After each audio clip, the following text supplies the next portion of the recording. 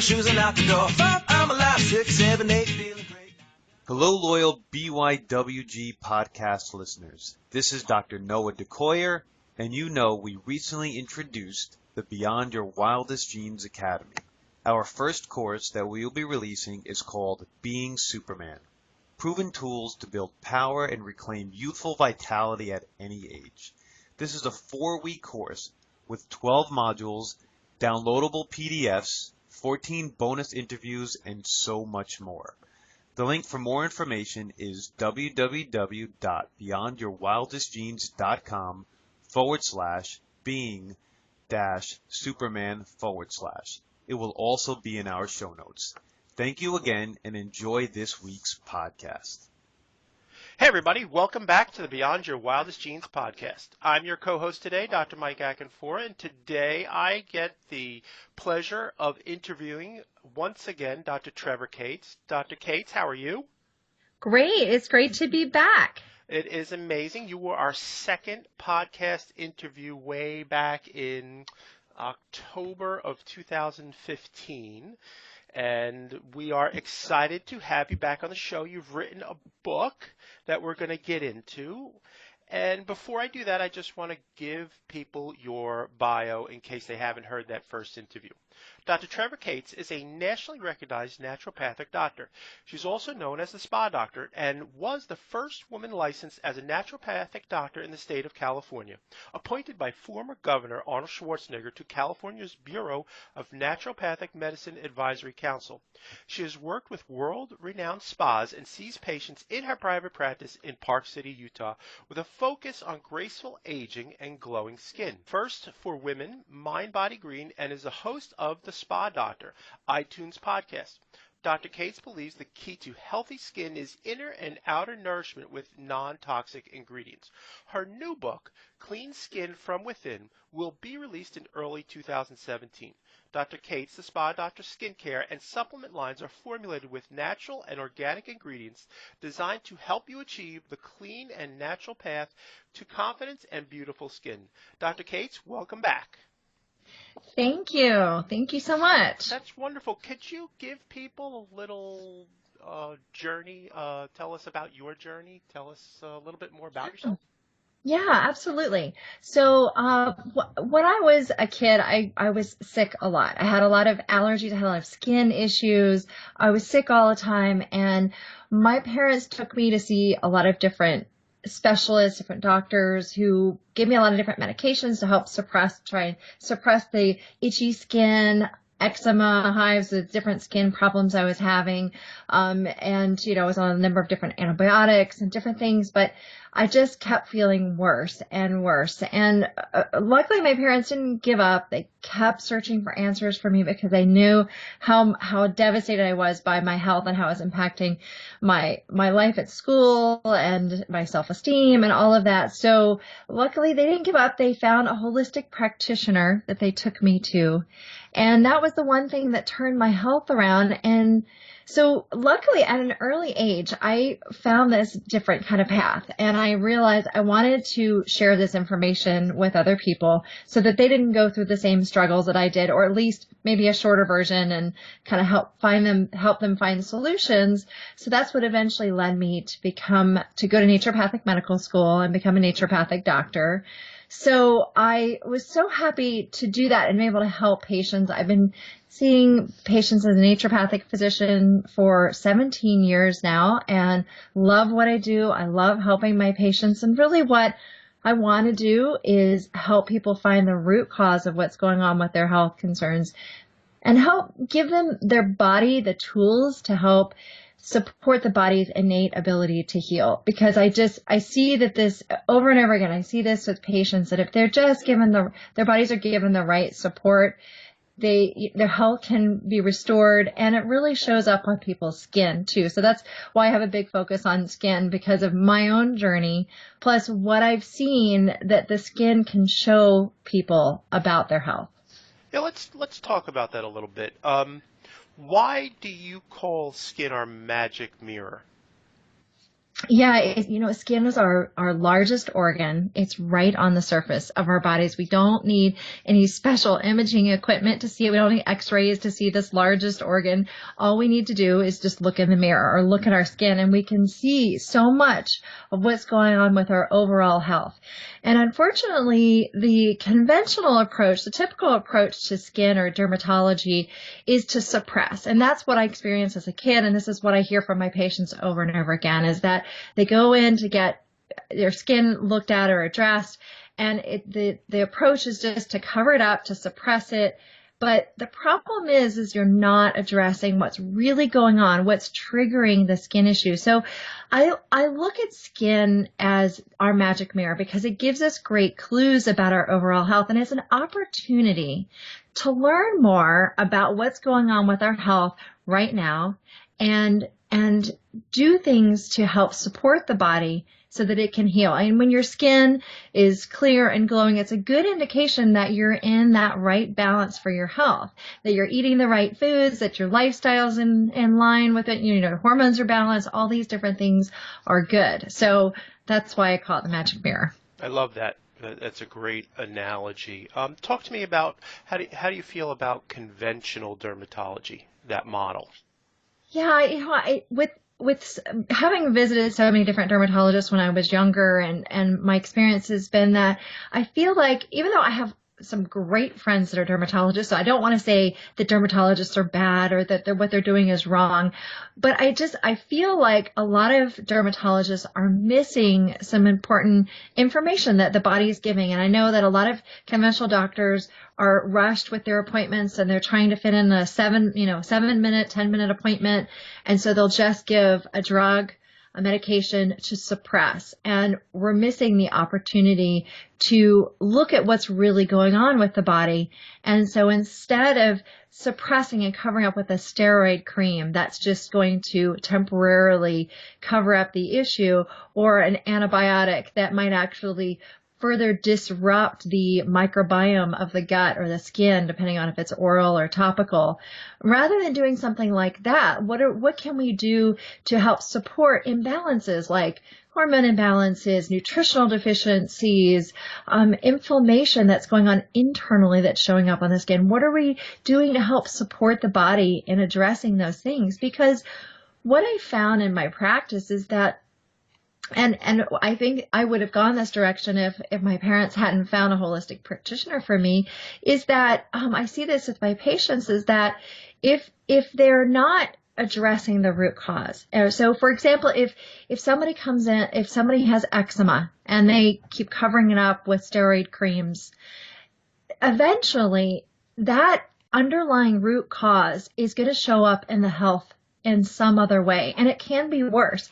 I know skin issues are a big problem, but there are other health issues that can sometimes be an even bigger problem, like asthma. I've seen that happen without addressing that root causes of what's going on with eczema, asthma, or even autoimmune disease, because you're telling the immune system it's wrong and you're suppressing it, so then it gets confused and overreacts and creates an autoimmune reaction instead. So again, it's just, if we look at what the body is trying to tell us instead of just covering it up, it's a great opportunity, and then the body can be in a much better state of health. Yeah, it's sad because conventional medicine on the whole, well, granted, you go to the emergency room because you, like yourself, you go skiing and you hurt yourself on the ski slope. Go to the emergency room. We are number one in the world at that. But when it comes to general medicine, dermatology, they're so busy putting out fires that they never get to the root cause of why this is happening. And this is where we as holistic practitioners, naturopath, chiropractor, functional medicine practitioners, we are able to dial in and get to that root cause. Yeah, So absolutely. talk to me about what skin changes could I look for that are a sign that my body is not well? Yeah, like I said, skin gives us great clues about our overall health, and I think it's a great habit to get into of checking out your skin and looking in the mirror before, if you're a woman, before you put makeup on, check out your skin in the mirror and notice every day. It just, it takes a few seconds. Just look at your skin and notice what's going on. Do you notice your skin is more dry? Does it seem paler, duller? Do you have dark circles under your eyes or puffiness? Do you have, breaking out in acne? And if you are, where are you breaking out? Is it along your jawline or is it forehead? Where? Because those mean different things. Do you have like a dry skin, some eczema kinds of patches of skin, any changes in your skin that's anything less than clear, glowing. And of course, this is not something we do to be hard on ourselves. I don't look in the mirror and go, oh my gosh, I look terrible. The idea with it is to use your skin as a tool. And if it is out of balance or you have any of these signs, then think about what you've been doing with your diet. What diet changes have you made recently? If you suddenly have a breakout, think about what's changing, what's going on in my life. Or, for women, where are you in your cycle? As far as food goes, did you eat a bunch of sugar? Did you eat certain foods you don't normally eat? And the same thing goes for if your skin looks really good and you're like, wow, my skin's never looked better. Think, what have you been doing lately? Did you use some new skincare products that seem to be working well for you? Did you eat some really wonderful, essential, fatty acids in your diet? Did you get more of those that might be helping your skin? So I think it's just, looking in the mirror, checking out your skin maybe before you get in the shower, looking for changes that can give you an indication that you're either going in the right direction or the wrong direction. And now for people who have chronic skin issues, it can be a little bit more challenging to identify that. If you already have skin problems, then you might need to see a functional medicine doctor, a chiropractor, a naturopathic doctor to kind of help you figure out where to start. But, using your skin on some tools, using your skin as a tool can be and helping you figure out where you are and where you need to go. I love that. Let's dive a little deeper into that. So what are the key underlying factors that impact skin? Well, one of the big ones is inflammation, and I call it skinflammation because it's internal inflammation that shows up on the skin.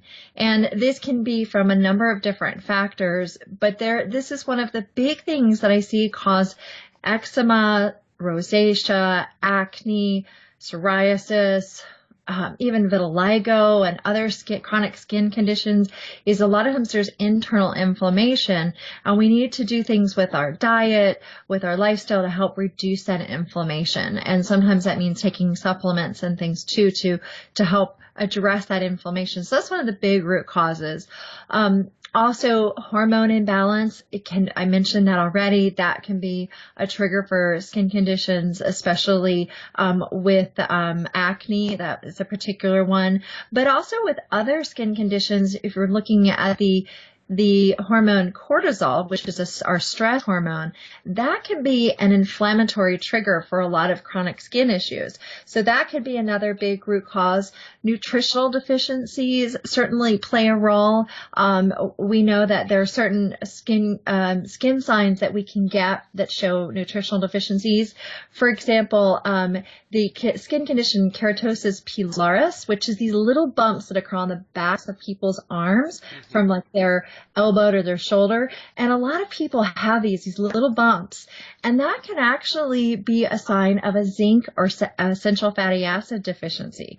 So those are a few of the root causes. And I know that it can be overwhelming for people to figure out which root causes apply to them. And it's something that people kept asking me when I was doing my podcast, or my patients would ask me. So what I did is I created a skin quiz to people identify their root causes. So what I did is I redefined skin types.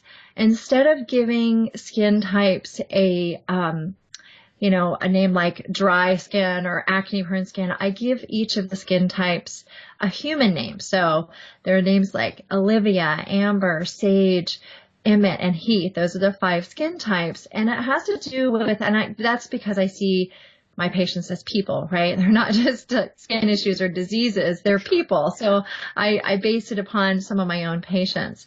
And with each of those, there's a unique combination of root causes that are at play there. So that's why I have the skin quiz. I'm happy to, give that to you guys so you can share that with your audience so they can find out their root causes, find out their skin type. And I go into really in depth in this in my new book, Clean Skin from Within, so that people can, really identify their root causes, figure out what's going to help address those with their diet, their lifestyle, supplements, skincare products. All of these things are going to help support the body and finally being able to clear up the skin and get people the results they want. And the side benefit, instead of a side effect, you have a side benefit of when you have that clear glowing skin, you also will probably have more energy, you'll achieve your ideal weight, you'll be sleeping better at night, you're going to prevent a lot of chronic diseases. So a lot of great benefits can come from addressing skin issues when you do it by getting to the root cause. Awesome. We will include the skin quiz in the show notes, folks, so you don't have to go scrambling for a pen, or we'll include that in the show notes. Skinflammation, is that your term? Did you coin that? Yes. That is brilliant. I love it. That nails it. And I tell you, in my practice, we see a lot of people with those little bumps on the back of their arms, and we refer, in the past we've referred them to functional medicine practitioners in the area, and we're currently going through our functional medicine training as well, so we'll be certified by sometime in 2017. So, fantastic. Yeah, it's great stuff. What are the top foods that you think contribute to or trigger skin problems? Yeah, absolutely. The foods do play a big role in our skin health. And I know that there are a lot of dermatologists out there who disagree with this, that say that what you eat does not have anything to do with your skin. And I think that is completely wrong. And it surprises me because there is research on food and the connection to skin issues. And a lot of these are actually done by dermatologists. So I'm not sure why the rest of the dermatologists don't agree, but definitely we can see it. What we eat will show up on our skin. And so it's a great way to know if you're eating the right foods or not.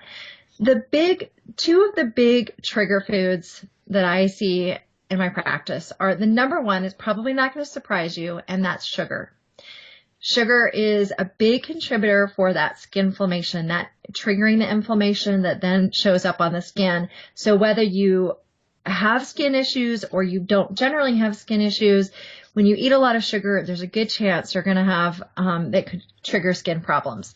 And there's a physiologic reason behind it. When it comes to acne, which is the most common skin problem in the United States, when we eat sugar, it increases our blood sugar, and that triggers insulin production, which is normal. Mm-hmm. But with increased insulin production, that can trigger sebum, excess sebum production, which is the oils in our skin, as well as increase in androgen activity. And so sebum production and androgen activity, those are two of the big triggers for acne. So people have asked me, why is it that when I eat sugar, I notice a breakout? Well, that's why. And so it's sugar, or really anything that turns to sugar. So that means high carbohydrate foods, processed foods, high grain diet, those kinds of things that trigger an increase in your blood sugar is going to create the same kind of cascade. So high glycemic index foods, as well as sugar, are some of the big contributors for people with acne. And really, all skin conditions are going to be impacted to a certain extent because it is a big trigger for inflammation. Again, this is a big root cause for skin problems. And then also with sugar, another big concern with it is that when we eat a lot of sugar, it increases our blood sugar and it creates glycation issues. And that means that glucose will bind to proteins in our body. And the collagen in our skin is a protein. So it'll bind to that. And collagen helps give our skin that nice texture, that firmness that we have when we're young. And so the sugar will bind to collagen, make it more rigid and less elastic. So it'll speed up the aging process, make us more prone to wrinkling, sagging skin. So, I'm not saying people should never ever eat sugar, but it's one of those foods that you want to be careful with. What are a couple other ones that we can look at? So sugar's number one for sure, and things that turn into sugar. Anything else that comes to top of mind? Yeah, so another big one is dairy. And dairy seems to be another big pro-inflammatory food. And there's actually been research on skim milk in particular being a big trigger for acne. And I think that, skim milk tends to have a little bit higher glycemic index than other types of dairy. So maybe that's why that one seems to be particularly a problem for acne-prone skin.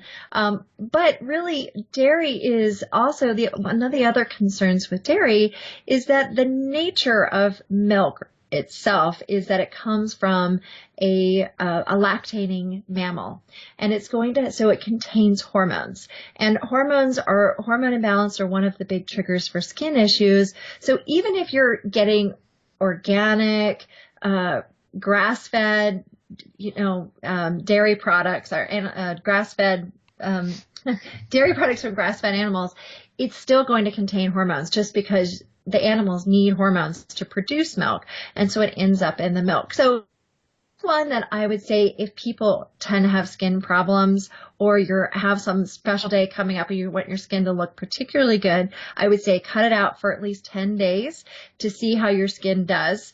And I think a lot of people will find that it is one of the big triggers for skin issues.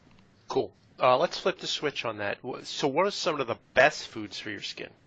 Absolutely. Yeah. We don't want to just leave it at the bad foods, right? Because the Absolutely. food is fantastic. We all love to eat, right? So let's just eat the foods that are good for us and stay away from the ones that cause that inflammation. And so foods like Alaskan wild salmon. And of course, I like Alaskan wild salmon because it tends to be the cleanest of the sources of salmon and also where you'll find the most of the benefits too. And so wild salmon is, of course, rich in omega-3 fatty acids, which have anti-inflammatory benefits. And as I mentioned, inflammation being one of the big root causes triggers for skin issues, you want to eat foods that decrease inflammation. So omega-3 rich fish like wild salmon is great for that. And then also salmon has other nutrients in there that help with the skin, including astaxanthin. Astaxanthin is a potent antioxidant. It's one of the things that gives the salmon that pink color. And because it's a potent antioxidant, it's going to help protect us against oxidative damage, which is one of the things that speeds up the aging process in our skin, as well as one of the contributing factors to inflammation. So wild salmon is one of my favorites. And for people who maybe don't eat fish or don't like salmon, avocados are another great one. You got the great monounsaturated fats in there, another great source of the good fats, the good oils that we need for our skin. And then also because of the antioxidants in there, again, we're getting some of the protective benefits from there. And I'm happy to share with your audience my best and worst foods for skin cheat sheet, if that's something that you'd like to share with them, because there are some other foods. And then, of course, I go into great depth in the best foods for skin in my book. And in my book, Clean Skin from Within, I also spend a lot of time creating recipes, delicious foods that incorporate my favorite foods for skin. And so you'll find all those great recipes. I worked with a chef to help make them so delicious. And I'm very proud of my recipes. And then I also, in there, as a side note, I have do-it-yourself skincare recipes that you can incorporate some of the foods from your kitchen, some natural ingredients just straight from your kitchen to make cleansers and toners and masks and those nourishing things for the skin without having to worry about the toxins that are in so many skincare products. Cool. I just want to switch gears a little bit here. Why did you create your own skincare line? Yeah, it's funny. If somebody had asked me if I would have created, when I started naturopathic school, would you create a skincare line? There's no way I would have ever thought I would have headed that direction. But it's interesting how life puts us in different scenarios, and it's definitely what ended up on my plate in my lap. Was I was working in several world-renowned spas, and people, my patients, kept asking me about their skin because it was, because I was in a spa. And also they mentioned to me that when they'd follow my recommendations for weight loss programs or helping them with their hormone balance or various health issues, they noticed that their skin would improve. And then they started asking me, okay, my skin's improved, but what skincare products should I be using? Because I had been telling them, make sure you're reducing your exposure to toxins in your environment, because that's one of the important things to do for your health, is to reduce your exposure to environmental toxins. And there's so many toxic ingredients in our skincare products. So on average, we use 9 personal care products a day, which exposes us to 126 unique ingredients. And in other countries, like in Europe, they've banned over 1,000 ingredients in personal care products. But in the United States, they've only banned 11 ingredients in personal care products. So it's really up to the consumer to be careful on what you're exposed to in your skincare products. So I've been telling my patients this, and they were asking me, so what products should I use? And I would make, some suggestions, but they kept telling me I can't find a natural skincare line that works. So that was my goal. I started digging into the research, and I thought there's got to be science there to show that natural skincare ingredients can actually work, and we don't have to resort to these chemical ingredients. And that's where I started finding all this great information and decided, since I couldn't find what I wanted for my patients, I decided to create my own.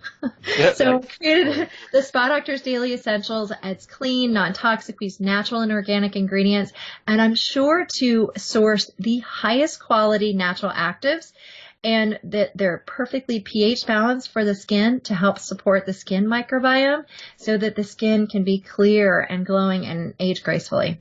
I love that. Talking about skincare, personal care products, that's what it is. I think this is one of the great frontiers that has not been explored, and you kind of dialed in on it. So what are some of the skincare products that people should avoid?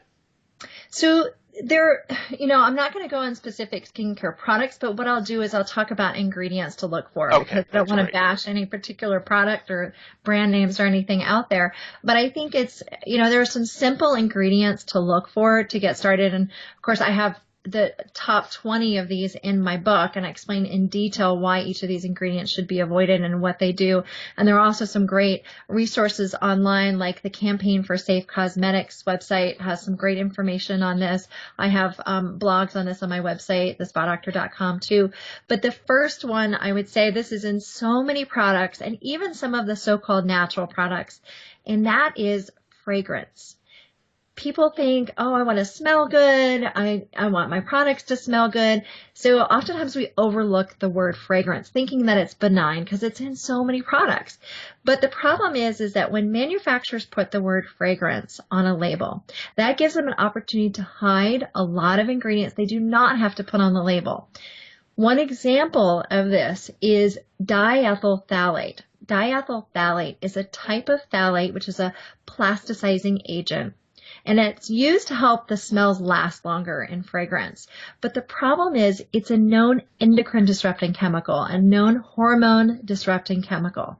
So the last thing we want to do is disrupt our hormones further by being exposed to ingredients like this when we're already concerned about our hormones and our skin. And we do know that these ingredients, these phthalates, are taken up into the body. In fact, a National Health and Nutrition Examination Survey, an NHANES study, found metabolites of diethyl phthalate and other phthalates in over 75% of the samples that they did in a population in the United States. So this is widespread. We have a widespread exposure to phthalates, and we're absorbing these. A lot of times people think when they're putting products on their skin that they just sit on the surface. Or I think people just don't even think about it, because we have so many products that we're putting on our skin or makeups that women use, don't even think about the fact that what you put on your skin, remember, it's our largest organ. It's an organ. It's a living organ. So our body will absorb those into the bloodstream. And so we need to be more careful about what we're putting on our body. So the first thing is look for the word fragrance. And if you have products with that, as much as you may love them, you need to throw them out. And instead, because I know we want to smell good, choose things with essential oils. If you can go fragrance free, that's another option, but certainly essential oils are a great option. And we do use some essential oils, a light essential oil blend in my skincare line, the Spa Doctor's Daily Essentials. And I find that essential oils are, not only do they smell great, but they actually have therapeutic benefits. That's fantastic. So where can people find natural non-skincare products such as yours? And more importantly, what should they look for? Absolutely. I think certainly, you can, I've got my skincare line I put a lot of work into, and we can give you, share a link that you can share with your audience to get the skincare products, the Spa Doctor's Daily Essentials. And so, I think the things to look for are avoiding the harmful ingredients, things like the synthetic fragrance that I mentioned. Also, you may have heard of things like parabens, like methylparaben, propylparaben. We want to avoid ingredients like that, as well as formaldehyde releasers. And those can have big, long, weird names. So you might want to just look that up on my website or in my book, or Google that, because there are a whole bunch of names for those. But you need to avoid those ingredients and instead start looking for more of the natural, non-toxic ones.